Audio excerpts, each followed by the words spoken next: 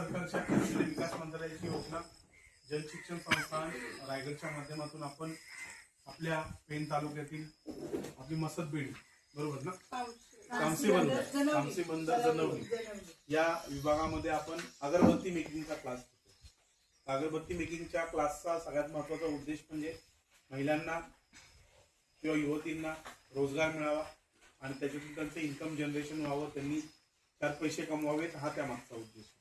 येत असताना भारत सरकारच्या कौशल्य विकास मंत्रालयाची योजना आहे जी जन शिक्षण संस्थान, त्याच्या माध्यमातून तुम्हाला व्यवसाय प्रशिक्षण दिलं जातं। तर 15 जुलै 2015 साली कौशल्य विकास मंत्रालयाची स्थापना झाली, साधारण 11 वर्षापूर्वी।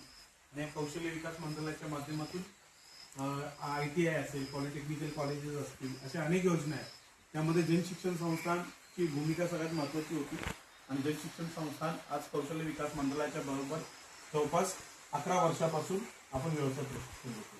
हे प्रशिक्षण देत असताना साधारणपणे 11 वेगवेगळे सेक्टर्स आहेत आणि या सेक्टरच्या माध्यमातून जवळपास 300 ते 350 कोर्सेस पूर्ण भारतभरात महिलांना दिले जातात।